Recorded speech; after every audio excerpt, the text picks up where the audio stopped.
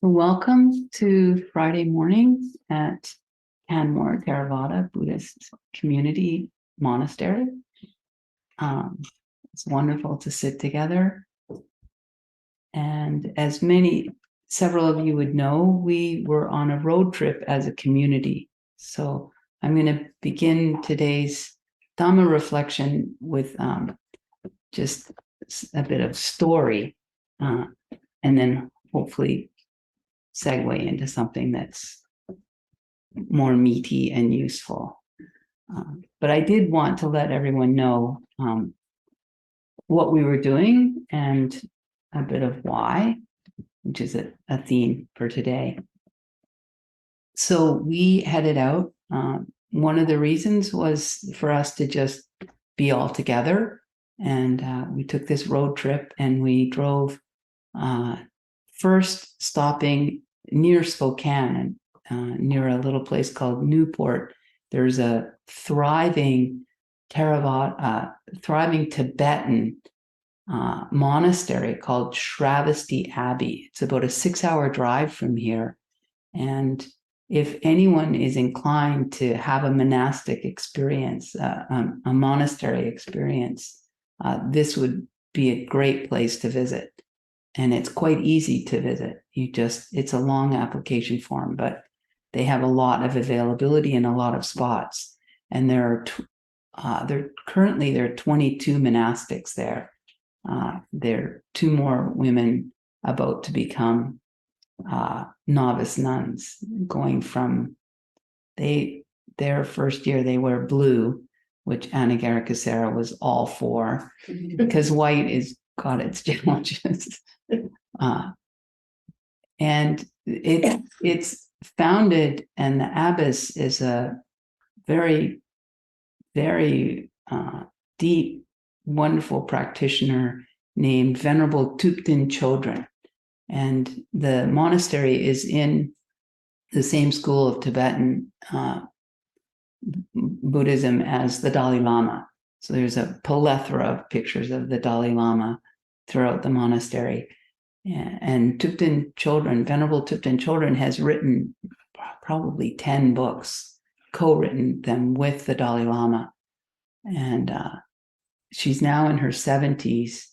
But this monastery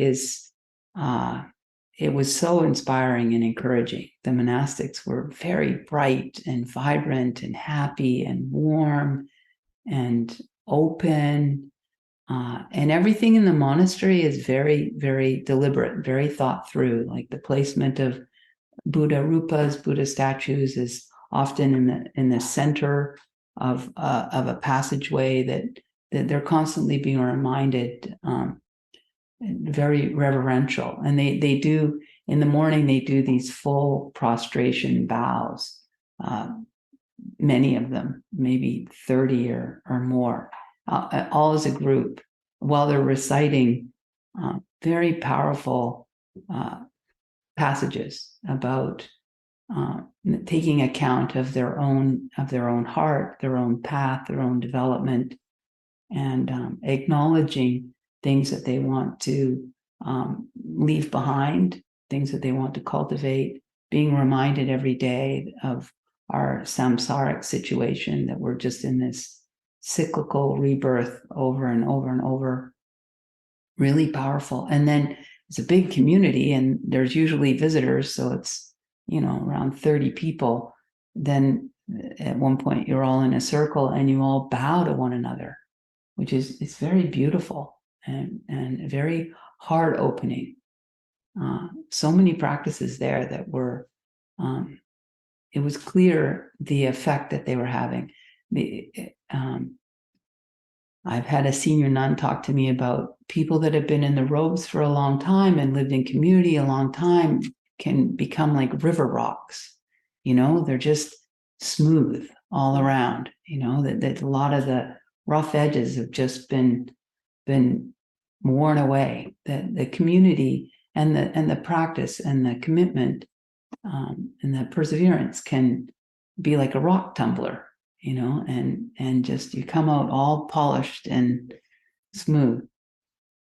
And then we continued on to Seattle, And there's another monastery also thriving. It's not really a monastery yet. There are 2 monks, and they're living in the backyard of a supporter. They initially arrived and were going to stay 2 weeks, and it's now been 2 years, and they're still there in these 2 outbuildings of someone's property, actually on the peninsula. So they have to take a ferry to get to Seattle, but it's short, like 30 minutes, 40 minutes, and you can get these passes, year-long passes. So as monastics, we don't handle money, but they have these cards that they can use on the ferry, and they go every morning and get to downtown Seattle, Pike Place, for 7 a.m. and just stand there with their bowls at this market, and whatever food goes in their bowls, that's what they eat that day. Really full of faith, back to really what you're reading in the suttas. And it sounds more edgy and risky than it is, because now they have so many supporters in Seattle. They've done such a wonderful job of developing community. Usually there's Buddhist supporters that show up at 7 a.m. and so that they always get food. They're not just relying on random Seattlers, or whatever you call them, to put food in their bowl. And it was wonderful to be with these 2 young monks. They're fresh and open and have tremendous energy. They're in their 30s. And then we continued on to Port Townsend and spent a few days with a dear friend of mine who was the senior nun at the monastery that I was at for 6 years, Alokavihara, and her name's Aya Ananda Bodhi, and she has a good connection with Anagarikesara as well. Anagarikesara had spent time visiting Alokavihara. That's actually where we met. So it was just very, very nurturing and inspiring for all of us to interact with these 3 different communities that are all very, very different. And then we had time in the car on the way back to, sort of ruminate, digest what we had all experienced. And it's certainly, I've certainly been thinking about it, and something that became more clear than it was in a good way for me is just the flavor of these monasteries is so different. And it became clear that the people that were the instigators, the founders, had very different visions. And so it was a really wonderful time to reflect on the vision for Canmore Theravada Buddhist Community Monastery. And it's clear, and it's why we're all 4 here. Like the vision for the monastery is what we all resonated with and were drawn to. And just to be clear, it's on our website, but we don't touch into it very often. The vision here is to have a monastery that is not super busy. It's a quiet monastery. And this is because of all the pre-work that Sanghamitra has done, that we were trying to really capture in the opening ceremony. All of the ground has been laid. And this is one of the challenges as a monastic in a country that's not Buddhist, is that very often you end up needing to build the infrastructure and actually the structure and even the community of support. And Sanghamitra has been doing that for 30 years, basically, here in Canmore. So Ahimsa and Anagarikesara and Bodhipala get to just slot ourselves into this thing that's already up and running. And so, yeah, the vision here is that we have a place where we're wonderfully supported and have a lot of time for practice and for study. And then in turn, practicing the the reciprocal relationship that the Buddha set up, that then we want very much to offer, take that nourishment and that support and that cultivation, and then in turn offer it out. That then we have public meetings, we have our pujas are available for people to come and sit if that's supportive for their daily meditation. And there's opportunities to talk with me or with Sanghamitra privately about your practice, many days of the week, that we're in turn offering to the greater community. And this is so what is in the suttas, and I think the vision of the Buddha, and just touching back into the clarity of that vision, that's really what I wanted to share about our trip, and then encourage each of us to get in touch with our own vision, for our own meditation, for our own practice of the Dhamma, for our own relationship with the Buddha's teachings. The more clear we are about why we're meditating, why do we come to these meetings? Why are we learning the Buddha's teachings? The more clear we are about that why, this will inform everything about our practice, everything about every minute of our day, actually. There's a very, very wonderful, useful TED Talk by Simon Sinek. I hope I'm saying his name right. His last name is spelled Sinek, Simon Sinek. And he's actually a business person. But this TED Talk is one of the, when you go on the TED site, if you ever do, there's the 25 most popular talks, and it's one of the 25. But it wasn't, given at the real TED thing in California. It was just a satellite talk, from a long time ago, maybe I want to say 2007. I'm not sure, in Seattle, and it's not even that great of a recording. But what he has to say has such impact, and he's a business person, and he just sort of reviewed really successful leaders. So the title of the talk is something about how great leaders inspire action. I think that's what it's called. How great leaders inspire action. Yep. And he, is that right? Yep. Yeah. Thanks, Kelly. Yeah. And it's worth watching. It's only like 17 minutes long.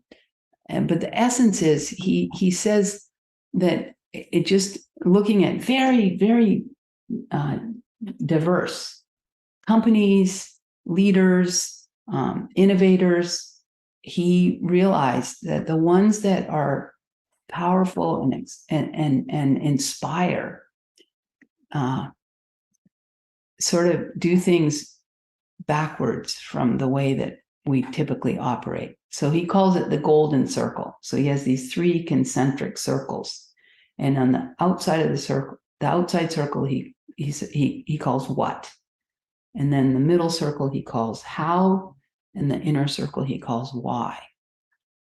And he says that typically companies, people, even us in our life, we're asked, often that's the question we ask when we, so what do you do? Like, this is just how we think a lot. The what is like really prominent. And then he said, if you take a company, they'll always, you ask them what they do. Oh, we make computers or whatever, and then how. It gets a little more muddy, different people in the company, lots of them don't know all of the hows or much about the hows. Lots of people do. But then it gets even more murky, muddy, cloudy, unclear when you get to the why. And he said that the great leaders, and we don't need to be we're leading our own practice. the really right, sorry, I don't a very useful way to do it is go the other direction.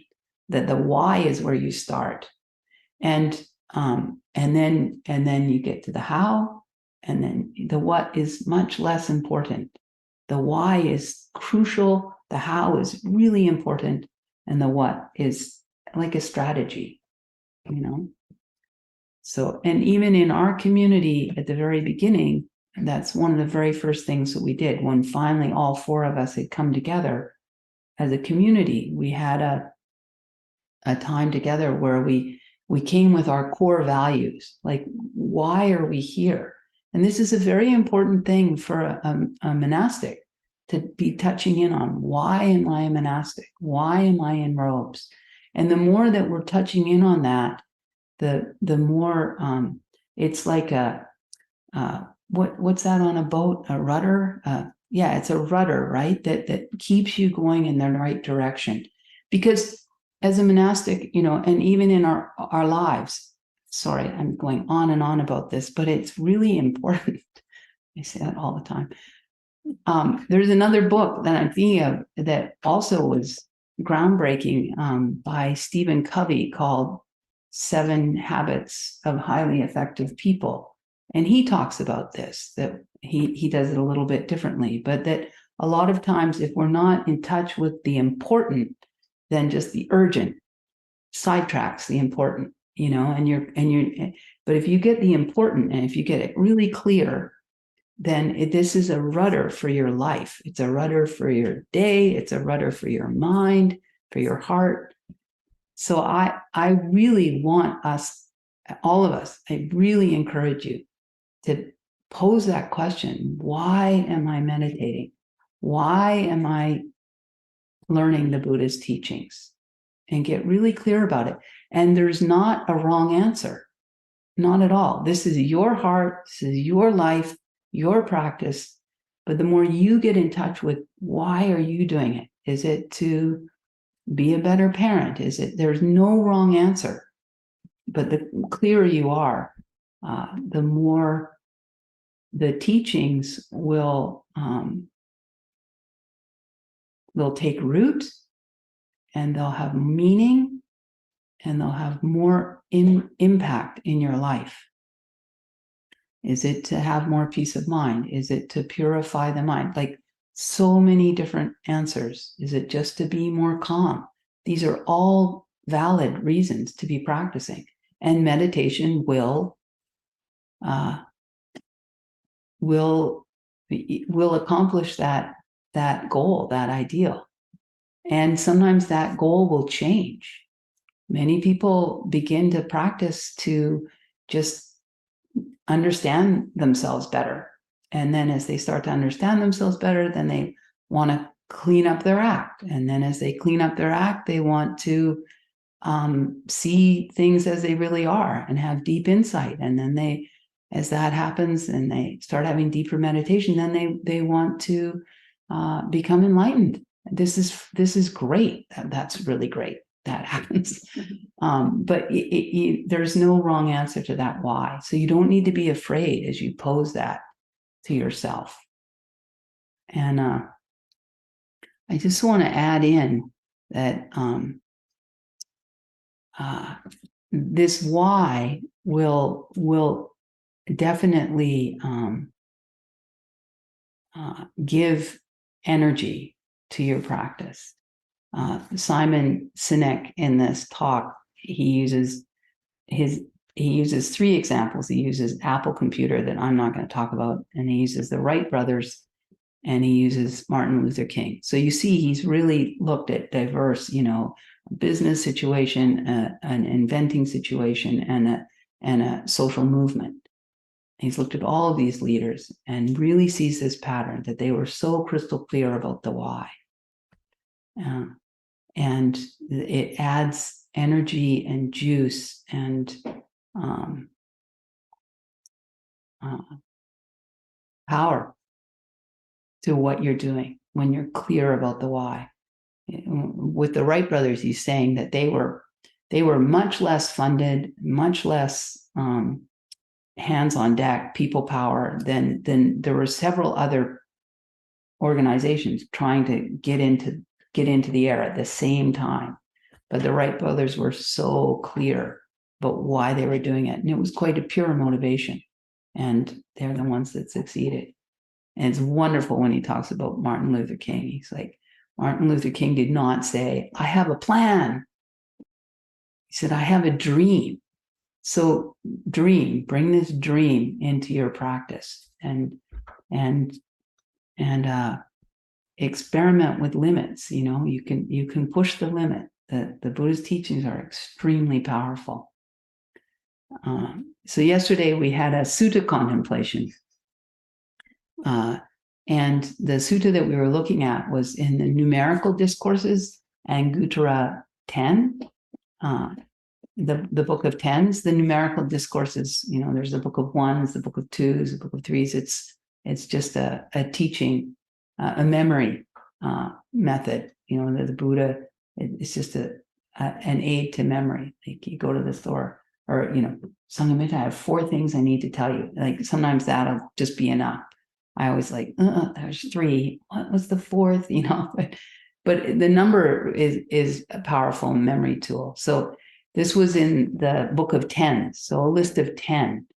And the Buddha gives 10 incredible similes. What he's talking about is this word apamano. That's a Pali word. And there are different English translations for this word, apamano. Often it's translated as heedful. There was some pushback in this group of, that's sort of an archaic word and hard to relate to. Other times it's translated as diligent. And sometimes those words can have an edge to them, depending on our conditioning and how things were for us with our parents and school. But the essence of it is really like you can use different words like wholehearted, sometimes actually you could even use the word mindfulness. And Ajahn Brahm often plays with the word mindfulness and turns it to kindfulness if this is more gentle for you. But the point of the sutta is that basically the Buddha is saying apamano, this quality of all in, like sold out, wholehearted. This is the chief. He says this is the chief of all the wholesome qualities. It's quite and then he gives these 10 similes, the many of them, the light of the moon is chief, among all the stars. Many 10. And so I think this wholehearted, a way to come at it is to get very clear about why it is you're practicing. Because this will kick in this wholeheartedness, this diligence, this apamana. And in fact, these are the last words of the Buddha. He's saying, keep going, keep have that rudder, keep going with heedfulness, with commitment, with energy, with clarity, whatever words you use. But these are the last words of the Buddha to his closest followers that had been with him for years and years. He's still telling them, keep going with diligence. Apamadena sampadeta. These are the last words of the Buddha. And I just really want to encourage us to get clear about the why. And for me, that was the takeaway from our trip away, visiting these 3 monasteries. So I'll end there and just open it up for any comments, discussions, examples, questions, anything. We actually have quite a bit of time.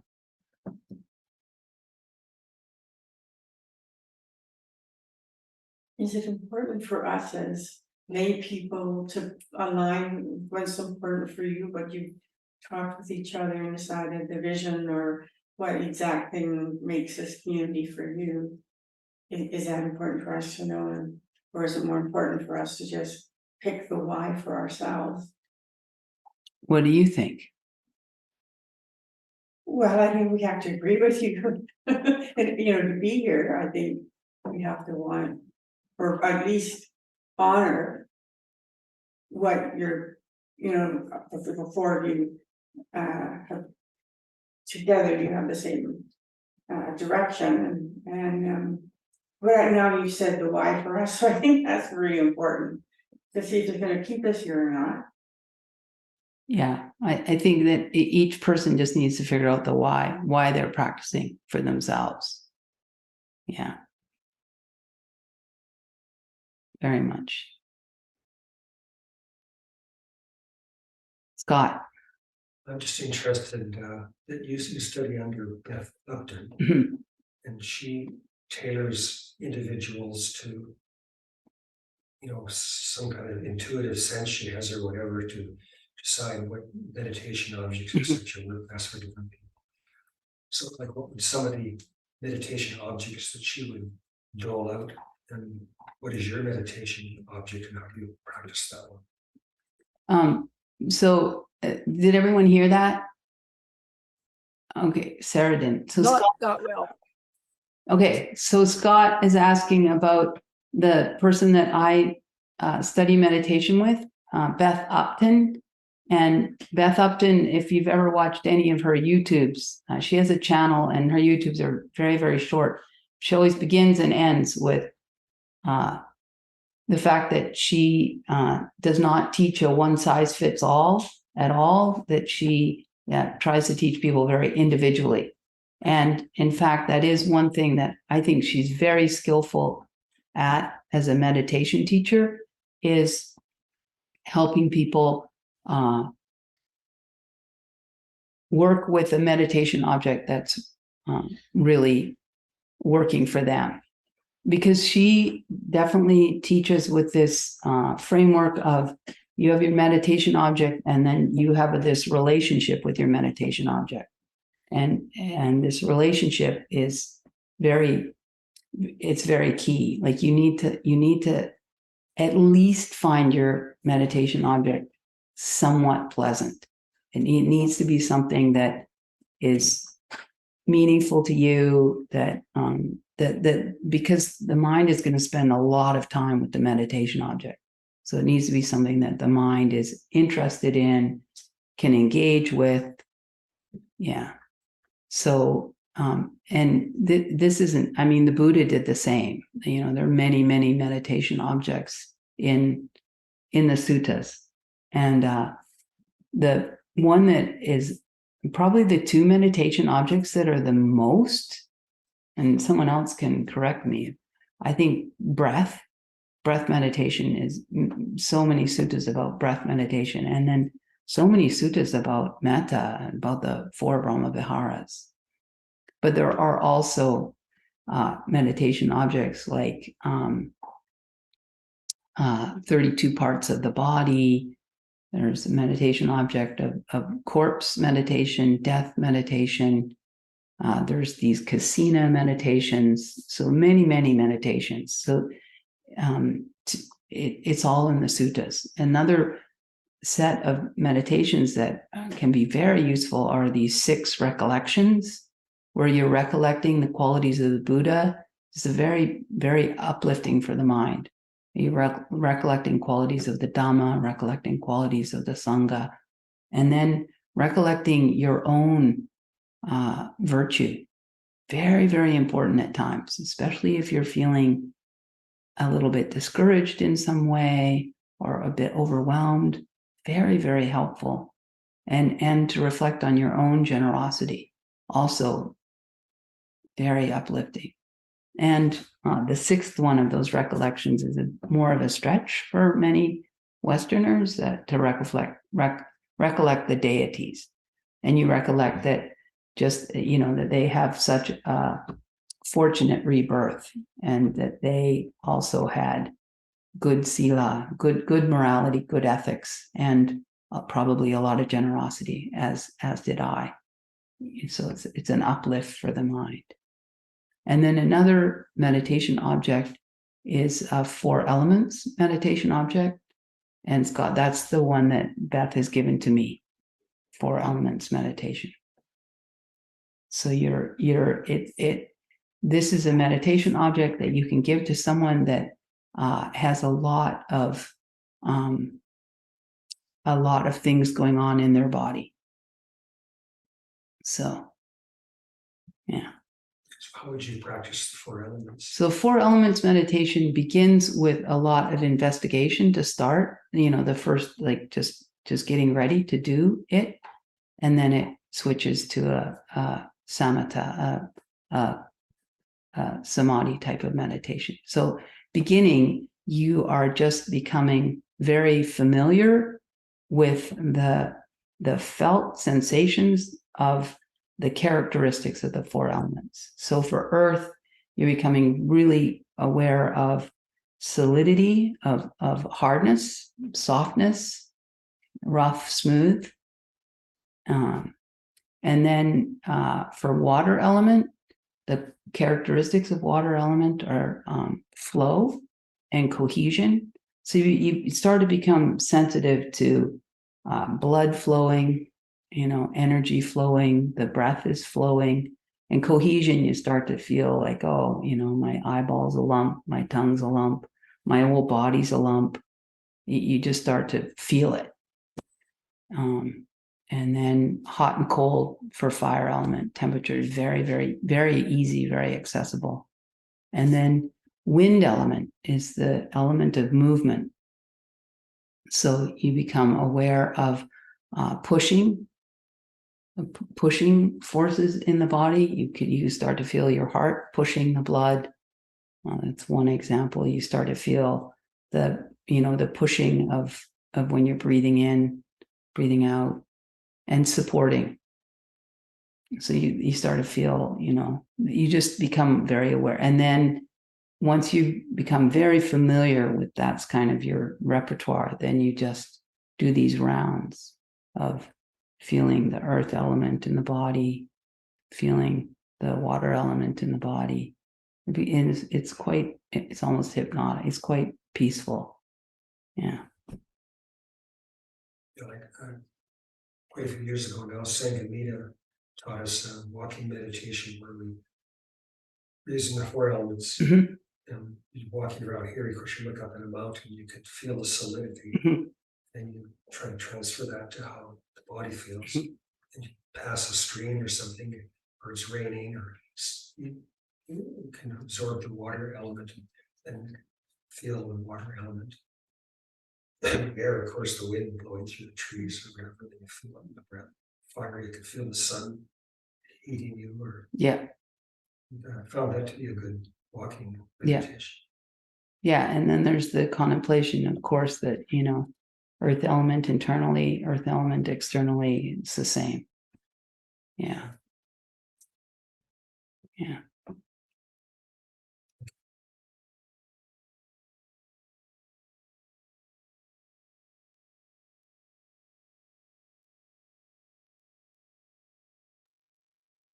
I wonder if I could ask, it's Pam here. Yes, please, Pam.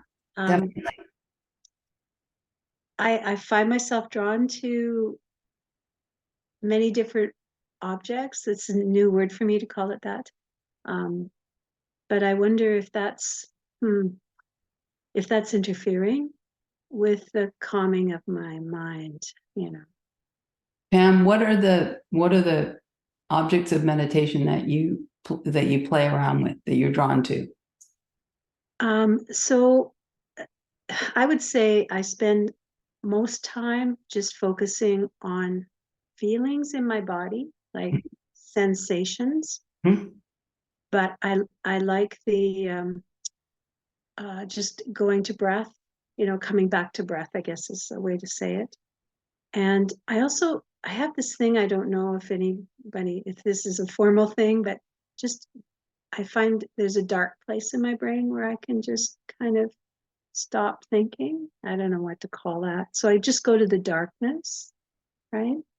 But as you were talking about the elements, I found myself like really tickled by it, like, oh, I like that. And I don't know, sometimes I think I get enticed into things. Yeah. It's very, very supportive and helpful to actually pick a primary meditation object and then stay with that. Beth Upton uses the example of, you're digging a hole, you're digging a well for water, and you dig a little bit and it's like, oh, there's no water here. So then you go somewhere else and dig another little hole. Oh, there's no water here. Whatever meditation object you have, you're going to encounter all kinds of hindrances and problems, it is a relationship, so we do have this tendency like, this relationship's not so much fun anymore, I'm gonna dump them and get another. It's a relationship, and it's just there to show you the habits of your own mind. So yeah, I think if the breath, the other thing is, you said go to the breath. So do you tend to start with some body sweeps where you're becoming very aware of sensations in the body and then you go to the breath? Sometimes I just try to stay with the body, just what's present here right now, like the air on my skin as well, like inner and outer body, sounds in the, just whatever is present. That sort of feels like my favorite, I would say. Yeah. So that's a meditation that sometimes is called open awareness. And again, I think that you want to start with why are you meditating? So depending on why you're meditating, like if you're meditating to just become present, and if you're meditating just to, be relaxed and at ease and grow into more acceptance, then that meditation will work. If you're meditating to go deeper and see things more clearly, see things more like they really are, then I would suggest you go to the breath. The reason is open awareness. What's happening when we're practicing open awareness is that whatever's the most coarse, gross thing that's happening, that is where the attention will go. So, there's sounds, there's a little bit of an itch or a pain or, a memory. And so you're just sitting there, and whatever is happening, then you're just with it. But there's not a lot of mind training with that. You're just going with what's grabbing the attention. The most coarse object is what will grab the attention. So that's why I asked, like, lots of people do start their meditation with becoming aware of the sensations in the body. And that's very skillful, because when we sit down to meditate, often the mind is quite coarse. We've been on the phone and we've been, blah, blah, blah. And so that can just be a step to settling the mind. And then often the mind will go to the breath, because the mind actually, there's a part of our mind that is going to be more easeful and more relaxed when the object of meditation is more subtle. That's when things really start to get slower and clearer. So the breath is more subtle than sensations in the body. And that's one of the reasons it's such a wonderful meditation object. And the breath, as you are with the breath will itself become more subtle and more subtle and more subtle and more subtle. So it's a very good question, and I wish it got talked about more. Honestly, I've been bumping around the Dhamma for about 15 years, and honestly, meeting Beth Upton's the first time I've heard it explained really clearly about these aspects of meditation, continuity of awareness and subtlety of the object. And you've got these two things, and you want to have them work together. That you can't have the object go subtle until there is some continuity of awareness. And that's why it can be very useful to begin the meditation with anchoring on the body. It's real, it's true, it's happening. You're getting out of your head. Is very, very skillful. But then once it's like kind of something's, a little bit, there's some continuity, then you want to go to the breath and try and keep some continuity on the breath, and then have the breath. The breath will do it. You don't need to do anything. The breath will do it itself. Yeah. And I mean, this is what's described in one aspect of what's described in the Anapanasati Sutta about breath meditation.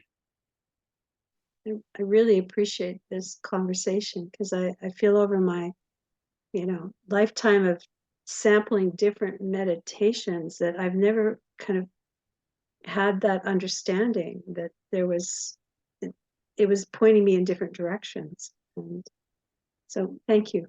Yeah. And I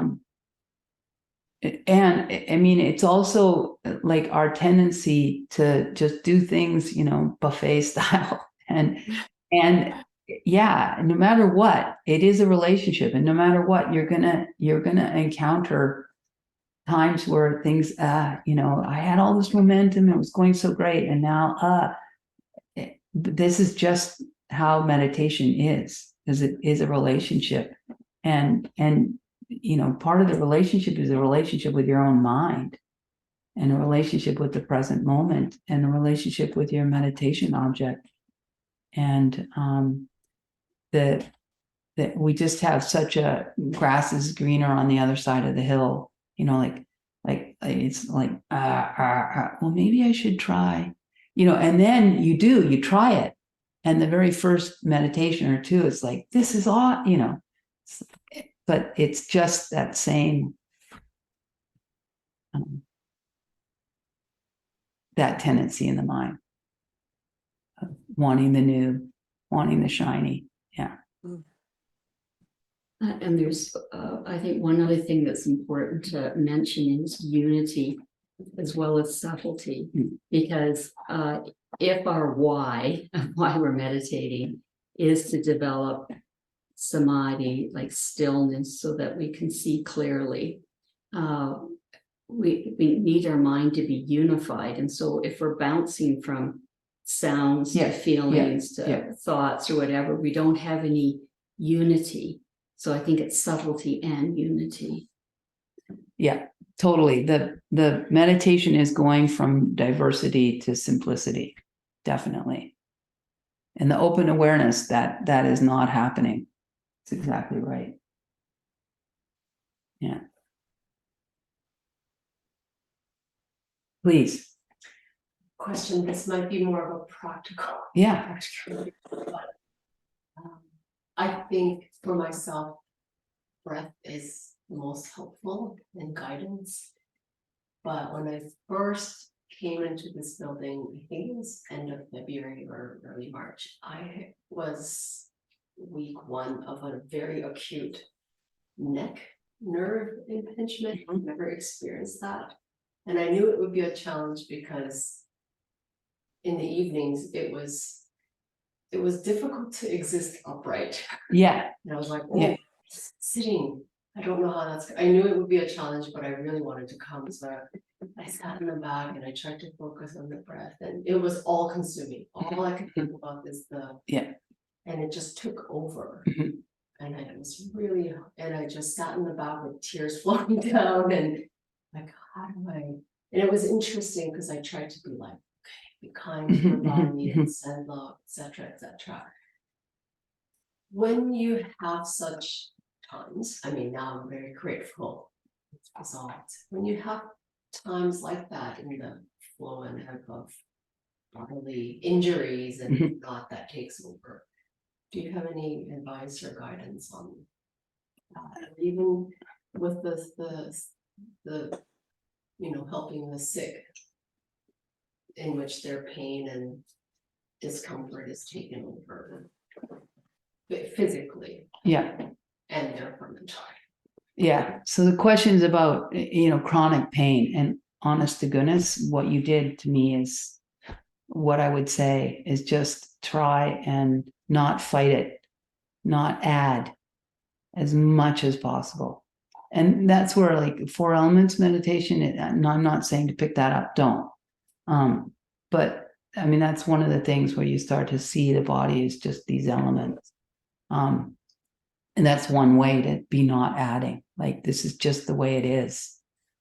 And this definition of metta as acceptance, yeah, just seeing it as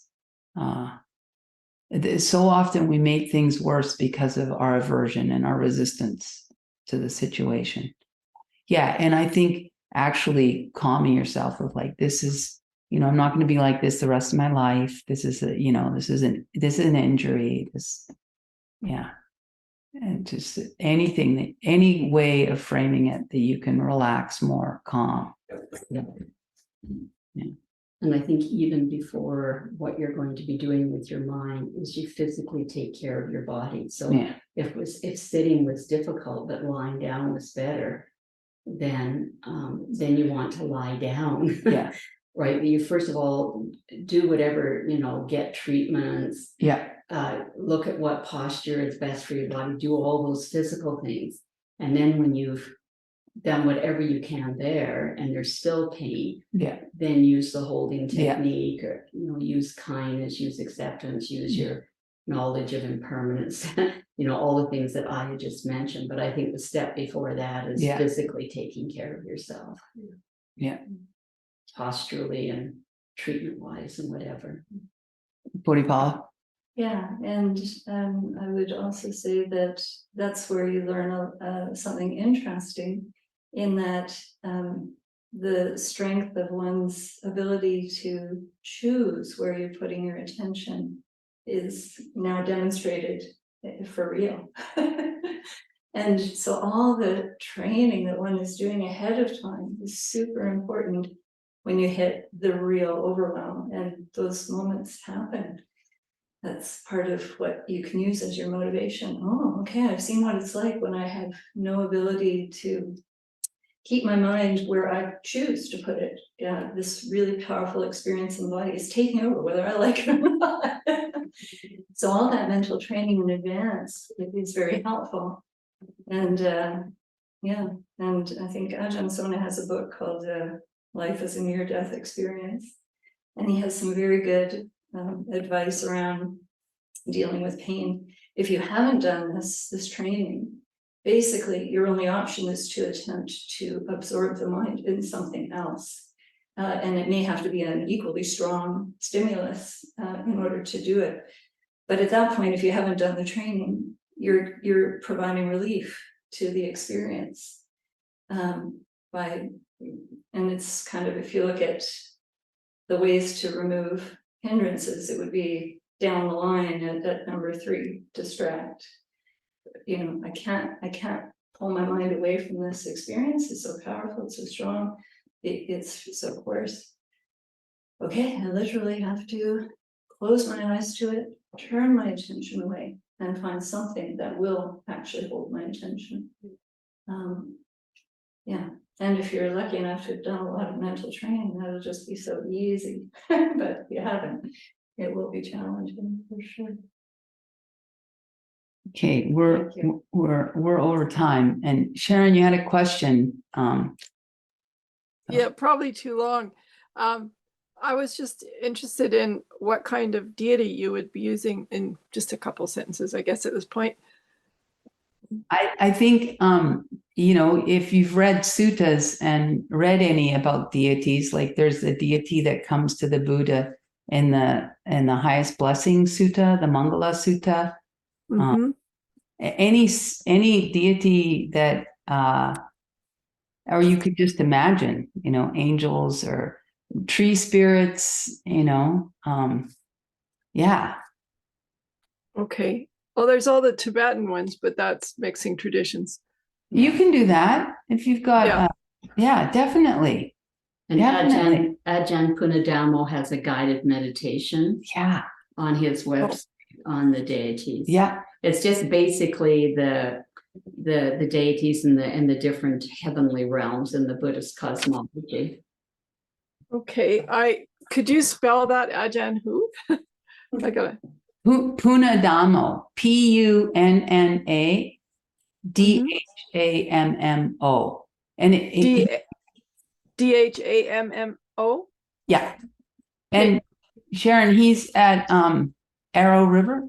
Arrow River. That's the monastery. That's the website. Okay. Yeah. Okay. Thanks.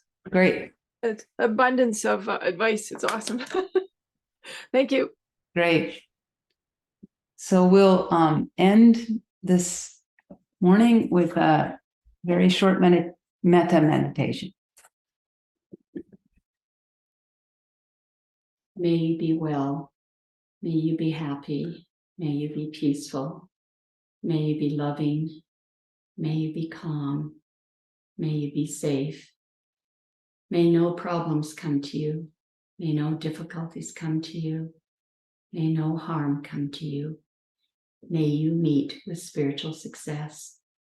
May you have the patience, the courage, the strength, the determination, the inner clarity and the wisdom to meet and overcome the inevitable problems in life, to meet and overcome the inevitable difficulties in life, to meet and overcome the inevitable frustrations in life, and to meet and overcome the inevitable failures in life. May the whole of our hearts be filled with loving friendliness. May every cell of our bodies be filled with loving friendliness.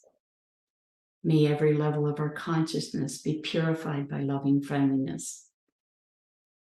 May we build a healthy, happy aura of loving friendliness all around us, through which no evil thought, word, or intention or any form of harm may penetrate, but from which loving friendliness may radiate in all directions, and may we be protected.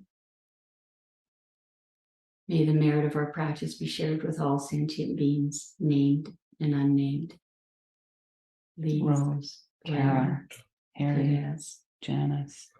Russell, Simon, Lynn, Pat.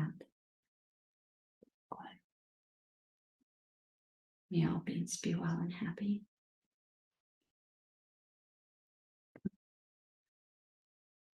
Thank you all very much. You have a wonderful week of practice.